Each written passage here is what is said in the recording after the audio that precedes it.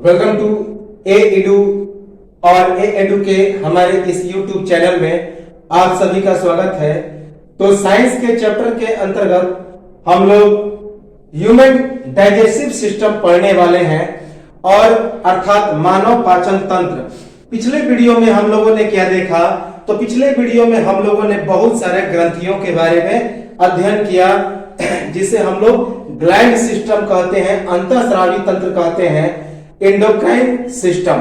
तो उसको हमने डिटेल में समाप्त किया, पूरा डिटेल में। और अब हम लोग स्टार्ट करने जा रहे हैं ह्यूमन डाइजेस्टिव सिस्टम, मानव का पाचन तंत्र। तो मानव का पाचन तंत्र यह भी काफी इंपॉर्टेंट है, इनसे भी एग्जाम में प्रश्न आते हैं। तो जितने सारे जो ह्यूमन के सिस्टम हैं या एनिमल सिस्टम है उनको तो कम से कम जरूर हम लोग पढ़ेंगे। उसके बाद प्लांट के बारे में पढ़ेंगे तो यार बायोलॉजी फिर समाप्त हो जाएगा। और उसके बाद हम लोग चलेंगे एक आधुनिक भारत की ओर, आधुनिक भारत के इतिहास, और उसके बाद चर्चा करेंगे करंट अफेयर्स और केमिस्ट्री की। तो चलिए हम लोग शुरू कर रहे हैं इस मानव पाचन तंत्र या ह्यूमन डाइजेस्टिव सिस्टम जो कि बेहद ही इंपॉर्टेंट है। यहां से एक दो प्रश्न हमेशा आते रहते हैं। तो सबसे पहले ये पाचन तंत्र क्या है? तो पाचन तंत्र का मतलब होता है कि हमारा जो मुंह है और हमारा जो एनस है, तो वहां से वहां तक भोजन जाता है और उसके बाद जो भोजन पचता नहीं अवशिष्ट पदार्थ के रूप में बाहर निकल जाता है। तो वहां से वहां तक एक श्रृंखला बना है, एक तरह से देखा जाए तो एक सिस्टम बना है और उसी को डाइजेस्टिव सिस्टम कहते हैं।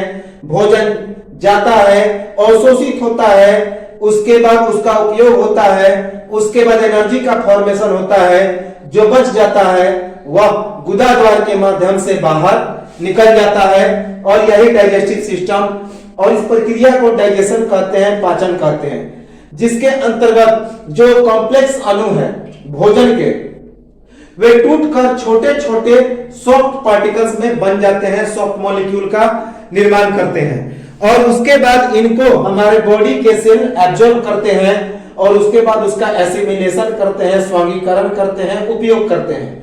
और जो अवशिष्ट पदार्थ बचते हैं जैसे कि मलमूत्र, पसीना, ये सभी अवशेषों के रूप में शरीर से बाहर निकल जाते हैं। तो यही है मानव पाचन तंत्र, ह्यूमन डाइजेस्टिव सिस्टम। तो चलिए पाचन तंत्र बड़े और जटिल कार्बनिक अणुओं का एंजाइम की सहायता से छोटे और सरल अणुओं में टूटना क्या कहलाता है? पाचन कहलाता है। और यह पूरा तंत्र, जो पूरा सिस्टम बना, उसे पाचन तंत्र कहते हैं। तो बड़े और जटिल कार्बनिक अणुओं का एंजाइम की सहायता से छोटे और सरल अणुओं में टूटना पाचन कहलाता है और यह पूरा तंत्र, पूरा सिस्टम पाचन तंत्र कहा जाता है, डाइजेस्टिव सिस्टम कहा जाता है। तो जो बड़े और जटिल कार्बनिक अणु होते हैं उन अणुओं का एंजाइम की सहायता से क्या होता है कि छोटे और सरल अणुओं में तोड़ा जाता है और उसी को क्या कहते हैं? तो पाचन कहते हैं। और यह एक पूरे सिस्टम के तहत होता है जिसे डाइजेस्टिव सिस्टम कहते हैं। इसमें पाचन अंग और ग्रंथियां दोनों हिस्सेदारी लेते हैं। तो इसमें पाचन तंत्र के अंग और उसके बाद ये जो ग्रंथियां होती हैं वो दोनों हिस्सेदारी लेती हैं। A process of breaking of large and complex organic molecules into small and simple molecule is known as digestion, and this total system is called digestive system. A process of breaking of large and complex organic molecules into a small and simple molecule is known as digestion, and this total system is called digestive system, पाचन तंत्र। यह तो था पाचन तंत्र। अब ये जो जटिल और कार्बनिक अणु कौन है? जैसे कि हम लोग ग्रहण करते हैं भोजन के पोषक तत्वों के रूप में कौन कौन? तो सबसे पहले कार्बोहाइड्रेट, प्रोटीन, वसा, कार्बोहाइड्रेट, प्रोटीन, वसा, तो ये सभी जो है हमारे क्या है, तो जटिल कार्बनिक अणु है। शर्करा, शर्करा ही कार्बोहाइड्रेट है, लेकिन कुछ डायरेक्ट रूप से शरीर एब्जॉर्ब कर लेता है, जैसे जल, खनिज लवण, विटामिन। तो जल, खनिज लवण, विटामिन, इन सभी को शरीर सीधे तौर पे एब्जॉर्ब करता है, लेकिन कार्बोहाइड्रेट, प्रोटीन, शर्करा, इन सब ये सभी जटिल कार्बनिक अणु होते हैं, इनको तोड़ा जाता है छोटे छोटे अणुओं में, जैसे कि प्रोटीन वसा वसीय अम्ल में, प्रोटीन एमिनो अम्ल में, कार्बोहाइड्रेट ग्लूकोज में। तो इन सभी को तोड़ा जाता है कुछ विशेष एंजाइमों के द्वारा, जो कि हम लोग आगे पढ़ेंगे, और उसी को तोड़ने की प्रक्रिया को पाचन कहते हैं, और तभी वह अवशोषित होता है हमारे बॉडी में, सिर्फ उसी को अवशोषित करते हैं। अब जैसे कोई व्यक्ति बीमार पड़ गया तो डायरेक्ट विटामिन लेने की सलाह दी जाती है, डायरेक्ट उसे पानी पीने की सलाह दी जाती है, डायरेक्ट उसे क्या कहता है, खनिज लवण खाने की सलाह दी जाती है, फास्फोरस की गोली, सल्फर की गोली। तो ये सभी शरीर एब्जॉर्ब कर लेते हैं डायरेक्टली, लेकिन जो पोषक तत्व है कार्बोहाइड्रेट, वसा, प्रोटीन, फैट, ये सभी को डायरेक्ट शरीर एब्जॉर्ब नहीं कर पाता, इनको छोटे छोटे अणुओं में तोड़ना होता है, और यह काम एंजाइम करते हैं, जिनको पाचक रस या डाइजेस्टिव जूस कहते हैं। तो आगे हम लोग देखेंगे लाइपेज, पेप्सिन, इन सभी को, एमाइलेज। तो ये तो था पाचन तंत्र और पाचन का डेफिनेशन। अब हम लोग आते हैं कि पाचन तंत्र में एक चीज याद रखेंगे कि मनुष्य और अमीबा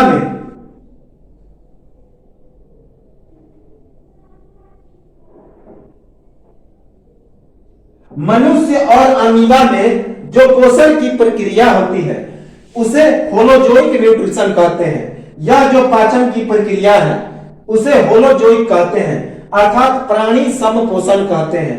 मनुष्य तथा अमीबा में कौन सा पोषण होता है, प्राणी सम पोषण होता है, याद रखेंगे। ये जो मनुष्य का 5 प्रक्रियाओं से गुजरना होता है उसे ही प्राणी सम पोषण कहते हैं। अमीबा और मनुष्य, होलोजोइक न्यूट्रिशन या holozoic digestion in human and amoeba.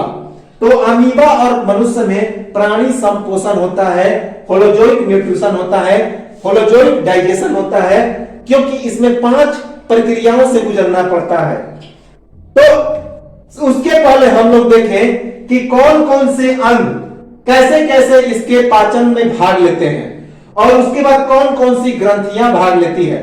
तो सीरियल वाइज में हम लोग देखेंगे।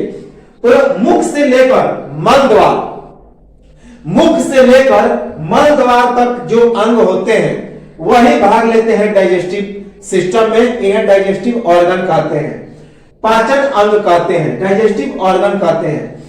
तो सबसे पहले है मुख से लेकर जो मल द्वार तक एक रास्ता बना है भोजन के जाने का, वही कहलाता है आहार नाल, जिसे एलिमेंट्री कैनाल कहते हैं। तो मुख से लेकर मल द्वार तक जो भोजन के पाचन का जो रास्ता होता है वही रास्ता क्या कहा जाता है, तो आहार नाल कहा जाता है, एलिमेंट्री कैनाल कहा जाता है। तो सबसे पहले इस एलिमेंट्री कैनाल के पाचन अंगों को हम लोग देखें। तो स्टार्टिंग तो होता है मुंह से ही, मुख या मुख गुहा, माउथ या बुक्कल कैविटी या फिर माउथ कैविटी। जो हम लोग मुंह खोलते हैं तो भोजन सबसे पहले इसी मुंह से प्रवेश किया जाता है। मुंह का द्वार अर्थात मुख गुहा। तो जब तक हम लोग मुंह खोलेंगे नहीं तो भोजन अंदर प्रवेश करेगा नहीं। तो मुख कहें या मुख गुहा कहें, अर्थात माउथ या वोकल कैविटी या फिर माउथ कैविटी। तो सबसे पहला यदि भोजन का पाचन होगा तो मुंह से होगा। तो भोजन का पाचन मुंह से ही शुरू हो जाता है, क्योंकि मुंह में दांत होते हैं, जीभ होते हैं, लार होते हैं, श्लेष्मा होते हैं, म्यूकस होते हैं। तो ये सभी पाचन की प्रक्रिया में भाग लेते हैं। तो सबसे पहले इस पाचन अंग में, आहार नाल में कौन कौन से अंग हैं, तो सीरियली हम लोग देखें तो सबसे पहले मुख, भोजन मुंह के माध्यम से प्रवेश करेगा, मुख गुहा या फिर बिकल कैविटी से आ करेंगे तो यहां से मुंह के द्वार से भोजन प्रवेश करेगा। उसके बाद मुख गुहा में जाएगा, मुख गुहा जो मुंह के अंदर में जितने सारे द्वार हैं उसको मुख गुहा या बिकल कैविटी कहते हैं। वहां से ग्रसनी, ग्रसनी अर्थात ये जो है मुख है, ये जो चित्र दिखाई दे रहा है ये हमारे डाइजेस्टिव सिस्टम के पार्ट है, पाचन अंग है। जैसे कि यह मुख है और यह मुख के अंदर का जीव है, यहां पे दांत होते हैं।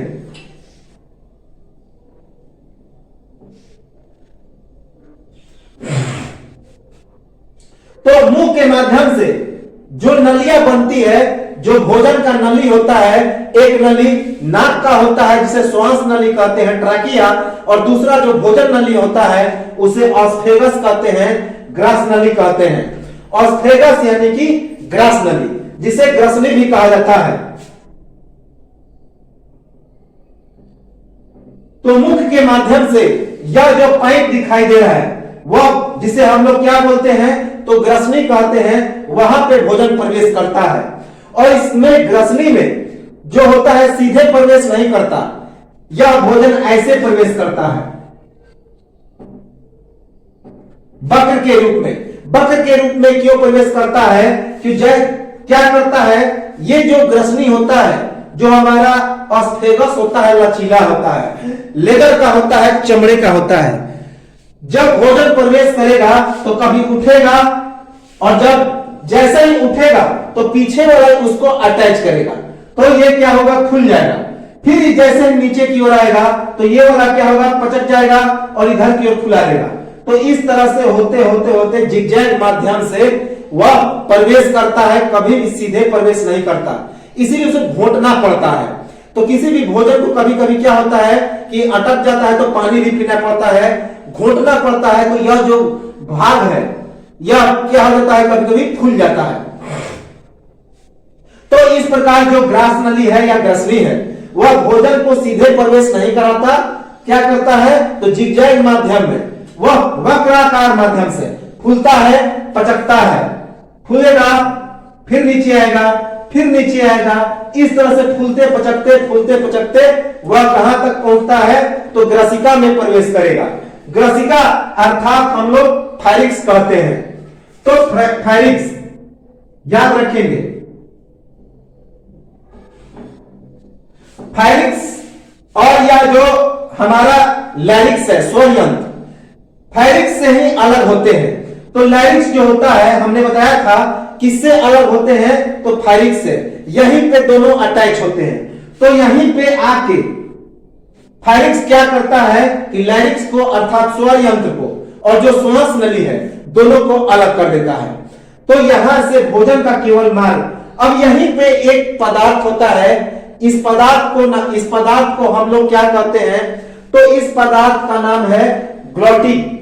तो ग्लॉटिक नामक एक पदार्थ होता है, तो यह क्या करता है, एक ढक्कन होता है जो श्वास नली को ढक देता है और भोजन इसमें प्रवेश नहीं कर पाता है।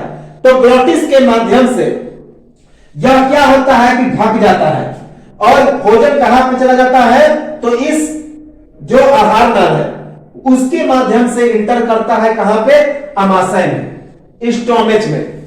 यह है अमाशय, स्टोमेच। तो ये जो ग्लॉटिस है, ग्लॉटिस में क्या होता है कि एक ढक्कन का काम करता है और ग्लॉटिस तो वास्तव में एक प्रकार का नली है और इस नली को ऊपर से ढकता है एपिग्लॉटिस। तो यहां पे होता है ग्लॉटिस और इसके ढक्कन को जो ढकता है उसे एपिग्लॉटिस कहते हैं।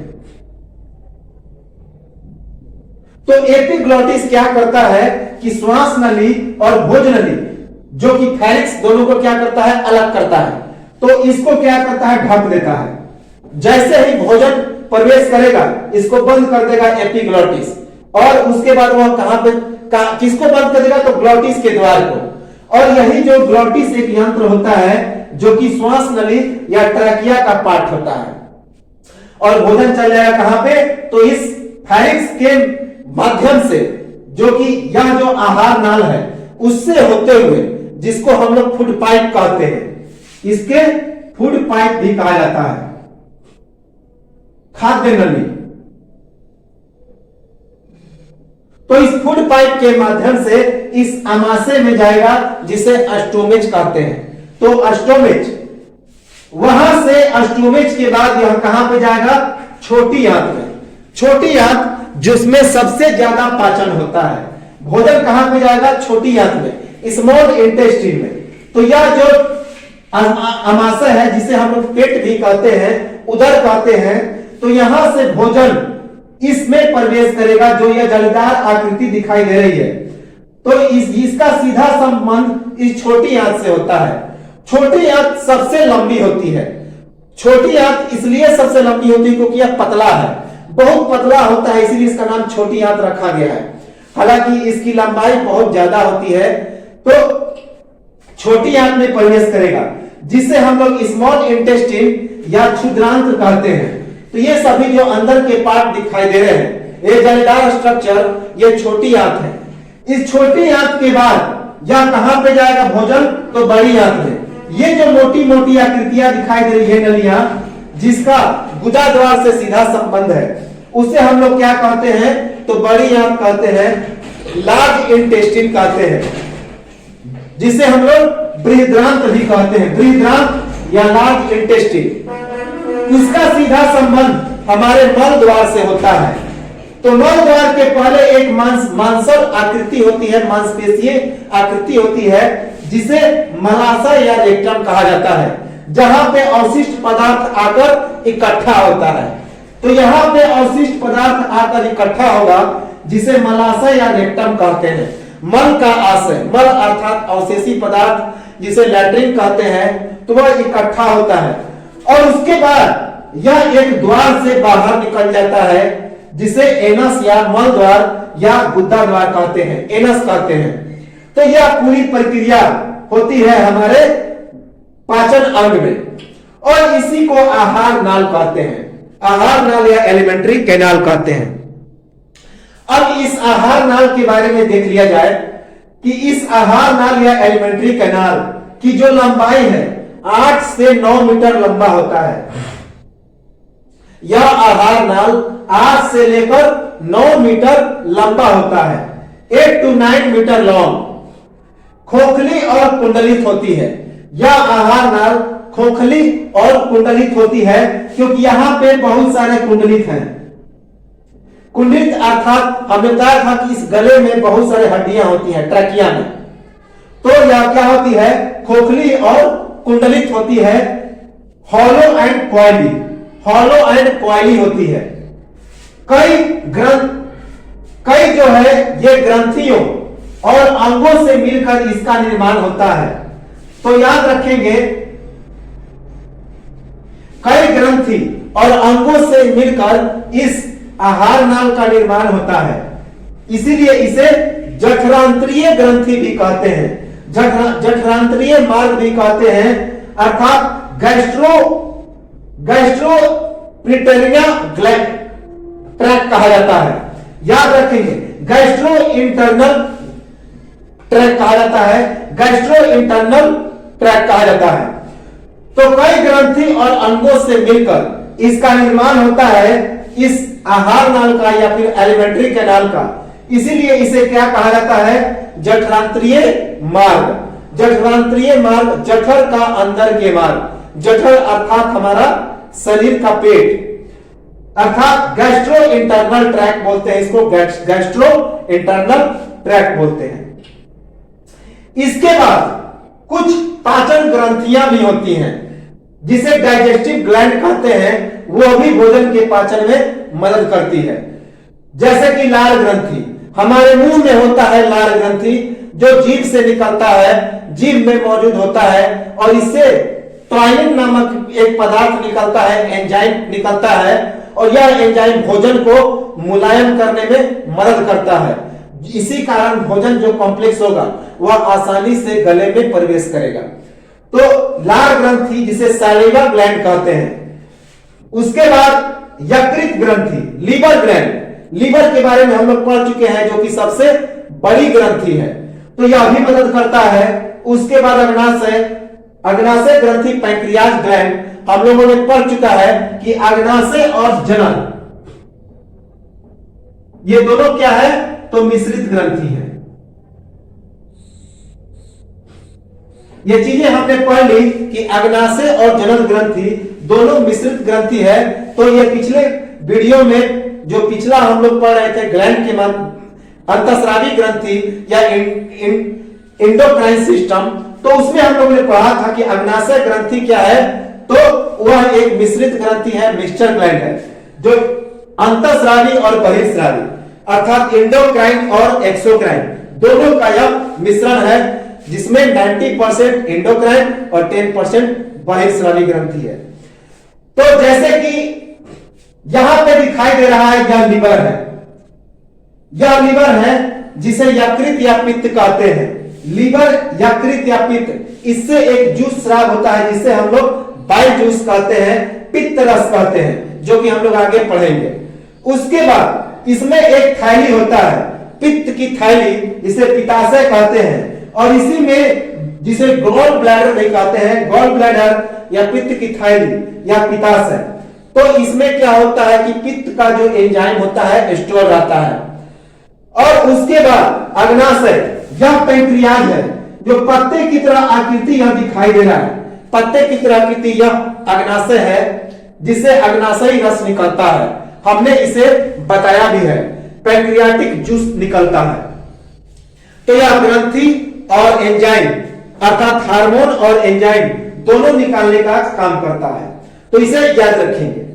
तो चलिए अब हम लोग शुरुआत करते हैं। तो ये तो था हमारा स्ट्रक्चर पाचन तंत्र का, और इसके पाचन तंत्र के अंग कैसे कैसे भोजन जाते हैं और उसके बाद अवशेष बाहर निकलते हैं। अब हम लोग आते हैं पाचन क्रिया की प्रक्रियाएं, जो हमारा प्रोसेस ऑफ डाइजेशन है वह कैसे होता है, डाइजेशन की प्रोसेस कैसे होता है। तो 5 प्रक्रियाओं से गुजरना पड़ता है डाइजेशन के 5 प्रक्रियाएं, और इसी को होलोजोइक कहा जाता है। तो इसी कारण होलोजोइक कहा जाता है, क्योंकि मनुष्य के पाचन में 5 प्रक्रियाएं होती हैं। पहले को हम लोग क्या बोलते हैं, तो पहला अंतःग्रहण अर्थात इंजेशन, मुख द्वार से भोजन को ग्रहण करना। तो जो भोजन को हम लोग क्या करते हैं, मुख से अंदर डालते हैं, मुंह से अंदर डालते हैं, इसी को अंतःग्रहण कहा जाता है, अर्थात अंदर की ओर ग्रहण करना, जिसे अंग्रेजी में इंजेशन कहा जाता है। तो मुख द्वार से भोजन को ग्रहण करने की प्रक्रिया को अंतःग्रहण या इंजेशन कहते हैं। तो पहला प्रक्रिया ये हुआ, intake of food in mouth, intake of food in mouth is called ingestion. उसके बाद भोजन का पाचन होगा। तो भोजन का पाचन कहां से होगा, अभी हमने बताया मुंह से ही, मुंह में जीभ है, दांत है, लार है, उसके बाद वह ग्रास नली से नीचे जाएगा, आमाशय में जाएगा, पित्त की थैली में जाएगा। तो सभी जगह इसका पाचन होगा। छोटी आंत में पाचन होगा और बड़ी आंत में यह क्या होगा, तो अवशेषी पदार्थों और अच्छे पदार्थों में अलग हो जाएगा। और बड़ी आंत में जो अवशेषी पदार्थ है वह छन कर एनस के माध्यम से रेक्टम में स्टोर होगा, और रेक्टम के बाद वह एनस के माध्यम से बाहर निकल जाएगा। तो अगला प्रोसेस है पाचन, जिसे डाइजेशन कहते हैं। विभिन्न बड़े भोज्य अणुओं का छोटे छोटे अणुओं में टूटना। तो विभिन्न बड़े बड़े अणुओं का छोटे छोटे अणुओं में टूटना क्या कहा जाता है, तो पाचन। जितने सारे भोज्य पदार्थ के अणु होते हैं, तो उन बड़े बड़े भोज्य अणुओं का छोटे छोटे अणुओं में टूटने की प्रक्रिया को डाइजेशन कहते हैं, पाचन कहते हैं।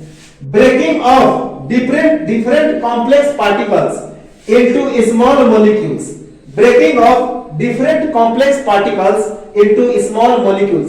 अभी हमने बताया कार्बोहाइड्रेट, प्रोटीन, वसा, शर्करा, ये सभी जो है कॉम्प्लेक्स पार्टिकल्स है, जटिल अणु है।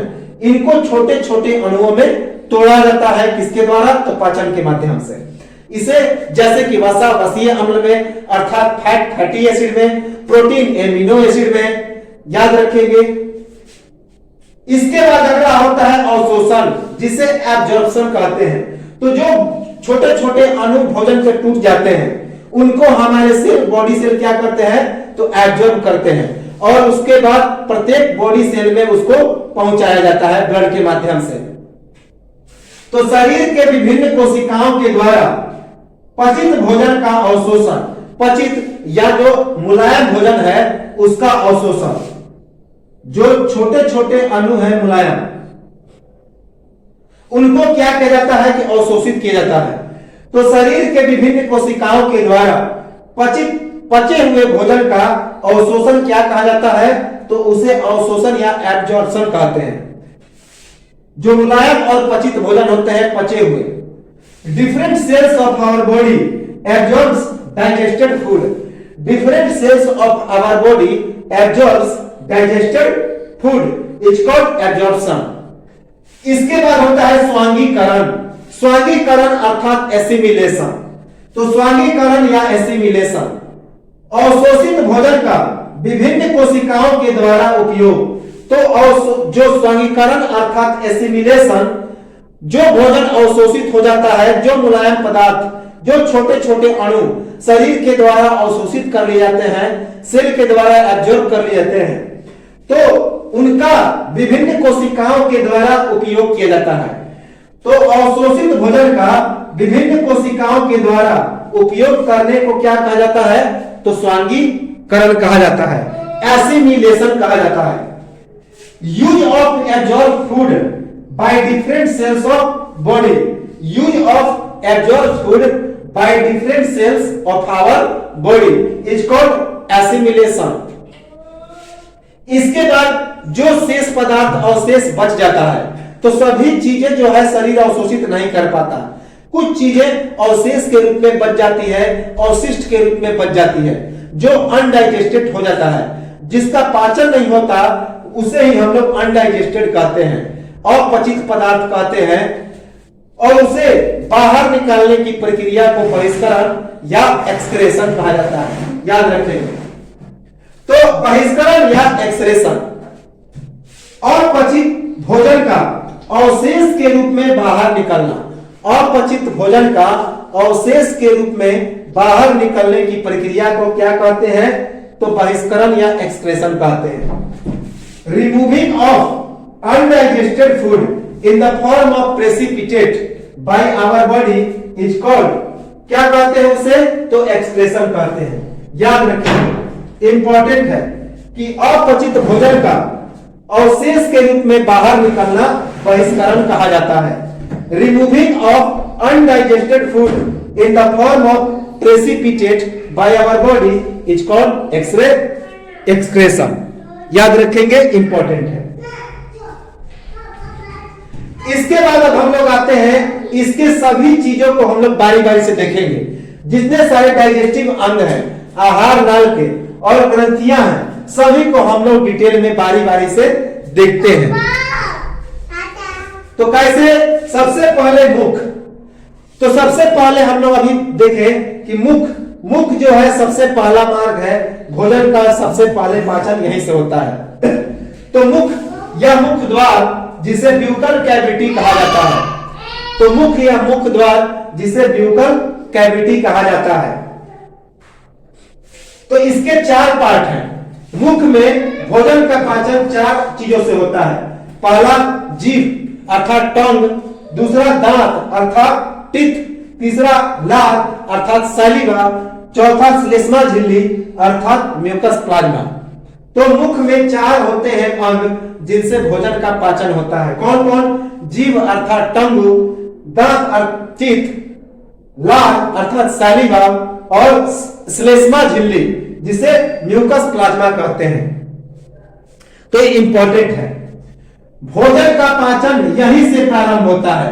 तो भोजन का पाचन, यह क्वेश्चन पूछा भी गया है कि भोजन का पाचन कहां से शुरू होता है, तो भोजन का पाचन की शुरुआत मुंह से ही होता है। मुंह में जीभ, दांत, लार, श्लेष्मा झिल्ली ये सभी पहले भोजन को मुलायम करते हैं, तोड़ते हैं, काटते हैं। तो भोजन का पाचन यहीं से प्रारंभ होता है। यह आहार नाल का प्रथम भाग कहा जाता है। तो आहार नाल का प्रथम भाग कौन है, तो मुख या मुंह है। Digestion of food starts from here. Digestion of food starts from here. It is the first part of alimentary canal. तो माउथ या और buccal cavity is the first part of our alimentary canal. भोजन को चबाने और निगलने में मददगार, यह जो अब हम लोग बारी से देखते हैं। तो सबसे पहला है जीभ। जीभ जो होता है भोजन को चबाने और निगलने में मददगार होता है। तो भोजन को चबाने और निगलने में क्या होता है? जीभ मददगार होता है। Help in swallowing and chewing of our food. तो tongue helps in swallowing and chewing of our food, याद रखेंगे। यह लचीला होता है, चपटी होता है और पेशी युक्त संरचना होता है। जो जीभ होता है लचीला, चपटी और पूरी तरह से पेशी युक्त संरचना होता है। यह केवल मांसपेशियों से बना होता है, इसमें हड्डियां नहीं होती। Soft, thin and muscle structure. So tongue is soft, thin and muscle structure, याद रखेंगे। इसके अन्य कार्य है बोलने, स्वाद लेने और भोजन को पलटने में मददगार। तो अन्य कार्य है इसका बोलने, स्वाद लेने, भोजन को पलटने में या क्या करता है? मदद करता है। Help in speaking taste up down of food. Help in speaking taste and up down of food. इसके बाद यहां इसका काम है लार का श्रवण करना। लार को यह क्या करता है? श्रावित करता है। लार इससे सेक्रेट होता है। तो याद रखेंगे कि जीभ से लार का श्रवण होता है, लार इससे श्रावित होता है। Secretion of saliva. Secretion of saliva. स्वर नियंत्रण, वॉइस कंट्रोल। तो जीभ वॉइस को कंट्रोल भी करता है, स्वर का नियंत्रण भी करता है। जैसे कि कुछ अक्षर जो होते हैं, कुछ शब्द हमारे जीभ से ही निकलते हैं। ऊपरी सतह का ढकाव पेपिला तथा स्वाद कलिकाओं से। तो जो इसका ऊपरी सतह होता है वह पेपिला और स्वाद कलिकाओं से क्या रहता है? ढका हुआ रहता है। टेस्ट बड, इसी से टेस्ट का पता चलता है। क्यों? क्योंकि इसमें स्वाद कलिकाएं होती हैं। करीब 95,000 स्वाद कलिकाएं मौजूद होती हैं, याद रखेंगे। 95,000 के करीब 95,000 के करीब टेस्ट बड हमारे जीभ में मौजूद होते हैं। तो ऊपरी सतह पेपिला और स्वाद कलिकाओं से ढके हुए रहते हैं, याद रखेंगे। Tongue is covered by papilla and taste buds, जिसमें क्या होता है? संवेदी ग्राही होता है, जिससे स्वाद का अनुभव किया जाता है। तो उसका ऊपरी सतह पेपिला और स्वाद कलिकाओं से ढका रहता है, जिसमें रस संवेदी ग्राही होते हैं। रस संवेदी ग्राही मौजूद होते हैं, जिससे क्या पता चलता है? स्वाद का अनुभव हम लोग करते हैं, इसी से टेस्ट का पता चलता है। तो tongue is covered by papilla and taste buds. There are approximately 95,000 taste buds in our tongue, in which gustatory receptors, जो कि टेस्ट का पता करने में मददगार है। तो टेस्ट का पता करने के लिए कौन सी ग्राही मौजूद होती है? जिसका नाम है रस संवेदी ग्राही, जिसे गस्टेटरी रिसेप्टर कहा जाता है। Gustatory receptor. इसकी नमी लार के द्वारा, इसकी जो नमी होती है किसके कारण होती है? तो लार के कारण होती है, सलाइवा के कारण होती है, याद रखेंगे। Its moisture is due to saliva. Its moisture is due to सैलिवा।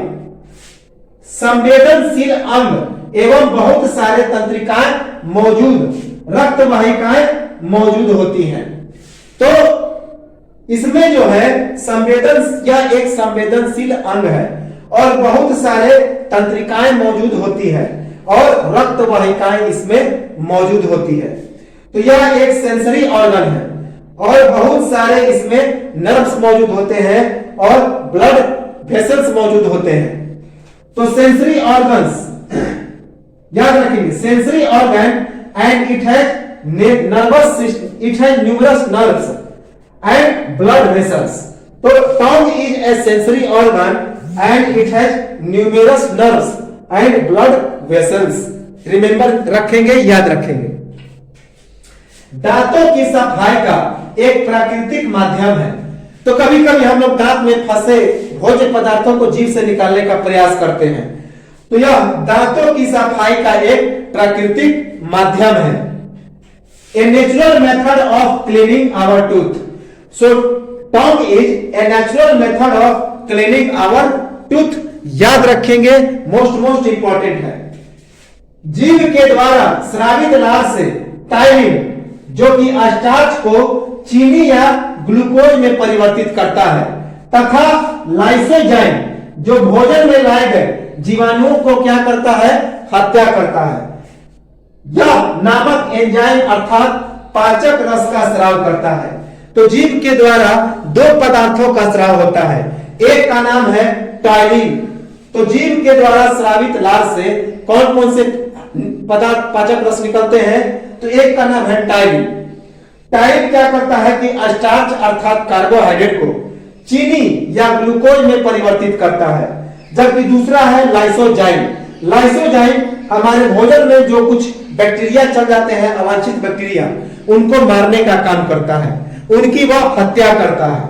तो इन दोनों एंजाइम या पाचक रस का यह लार जीभ क्या करता है, लार के माध्यम से स्रावित करता है। याद रखें, कौन, टाइलिन और लाइसोजाइम। टाइलिन स्टार्च को क्या करता है, तो ग्लूकोज में परिवर्तित करेगा, चीनी या ग्लूकोज में, जबकि लाइसोजाइम भोजन में लाए गए जीवाणुओं को हत्या करता है, नष्ट करता है। By tongue which secrete saliva and from saliva ptyalin and lysozyme are secreted where ptyalin changes starch into sugar or glucose and lysozyme kills the bacteria of our food। याद रखेंगे कि tongue which secretes saliva and from saliva ptyalin and lysozyme are secreted in which where ptyalin changes starch into sugar or glucose and lysozyme kills the bacteria of our food। याद रखेंगे। तो जीभ में 4 प्रकार की अंतःस्थ कोशिकाएं होती हैं। अंतःस्थ अर्थात अंदर में सेल होती है, और इसी कारण यह क्या रहता है, तो इसी कारण यह मांसपेशियों से बना रहता है, कोई हड्डियां मौजूद नहीं होती। तो जीभ में 4 अंतःस्थ कोशिकाएं होती हैं, जिनका काम है जीभ का आकार बदलना। 4 बाह्यस्थ कोशिकाएं होती हैं, बाहर में भी सेल होती हैं, जिनका काम है जीभ की स्थिति को बदलना। तो जीभ के अंदर में 4 अंतस्थ कोशिकाएं अर्थात अंदर में स्थित कोशिकाएं होती हैं, और इसी कारण यह पेशी युक्त होता है, अर्थात यह मांसपेशियों से बना होता है। और इसके बाद 4 बाह्यस्थ कोशिकाएं भी होती हैं, बाहर की ओर भी 4 कोशिकाएं होती हैं। और अंतस्थ कोशिकाओं का काम है जीभ का आकार बदल देना, जबकि बाह्यस्थ कोशिकाओं का काम है जीभ की स्थिति को बदलना। तो अंतस्थ कोशिकाओं का काम क्या है, जीभ का आकार बदलना, उसका शेप चेंज करना, जबकि बाह्यस्थ कोशिकाओं का काम है जीभ की स्थिति को बदलना। और दोनों कितने कितने, तो दोनों ही 4-4 होते हैं। In tongue there are 4 intrinsic cells whose main function is to change the shape of tongue, whereas there are 4 extrinsic cells whose main function is to change the position of tongue। तो याद रखेंगे, in tongue there are 4 intrinsic cells whose main function is to change the shape of tongue, whereas there are 4 extrinsic cells whose main function is to change the position of tongue। तो यह जो था, हम लोग चारों अंतस्थ कोशिकाएं और बाह्यस्थ कोशिकाएं कौन कौन होती हैं अगले वीडियो में देखेंगे। अब हम लोग देखते हैं इस जीभ के बारे में। यह जो आकृति दिखाई दे रहा है, यह टंगू का है, जीभ का है। यहां से प्रश्न पूछा जाता है कि जीभ के कौन से भाग में खट्टे स्वाद का अनुभव होता है, किस भाग में मीठे स्वाद का अनुभव होता है। तो यह जीभ है, इसे हम लोग देख लें। इस जीव में 3 पार्ट है। कौन कौन? आगे वाला भाग, अग्र भाग, जिसे एपेक्स कहा जाता है। आगे वाला भाग जो है, जो ये वाला पार्ट है, इसे हम लोग अग्र भाग या एपेक्स कहते हैं। इसमें मीठा अनुभव किया जाता है। तो मीठा अनुभव इसी एपेक्स या अग्र भाग में अनुभव होता है। स्वीट का पता इसी जीव के आगे वाले भाग में होता है, एपेक्स वाले पार्ट में। याद रखेंगे, यह एपेक्स का पार्ट है। यह जो पार्ट है एपेक्स है, अग्र भाग। इसी में मीठा स्वाद अर्थात स्वीट टेस्ट का अनुभव होता है, जिसे एपेक्स कहते हैं। उसके बाद बाएं तरफ और दाएं तरफ, बाएं तरफ और दाएं तरफ को हम लोग बगल का भाग कहते हैं, साइड कहते हैं। बगल का भाग अर्थात साइड। तो इसमें नमकीन और खट्टा का अनुभव किया जाता है, जिसमें जो भाग सबसे आगे वाले से सटा रहता है दोनों तरफ, बाएं और दाएं, उसमें हम लोग टेस्टी अर्थात साल्टी का अनुभव करते हैं, नमकीन। तो जो सामने अग्र भाग है उससे जो सटा हुआ हमारा साइड का पार्ट है, तो उसमें हम लोग नमकीन अर्थात साल्टी का अनुभव करते हैं। तो ये जो सटा हुआ 2 भाग है, इसमें हम लोग नमकीन अर्थात साल्टी का अनुभव करते हैं। इसके ऊपर बगल में साइड वाले पार्ट में ही हम लोग खट्टे का अनुभव करते हैं, सावर। इसमें भी सावर अर्थात खट्टा। जबकि जो सबसे पिछला भाग होता है, जो कंठ से सटा रहता है, ये पार्ट, जिसे हम लोग पश्च भाग या रियर कहते हैं, इसमें हम लोग तीता का अनुभव करते हैं। इसी कारण तीता जब ज्यादा लग जाता है तो गला जलने लगता है और आंख से आंसू आ जाता है। तो जो पश्च भाग होता है, इसे रियर कहा जाता है।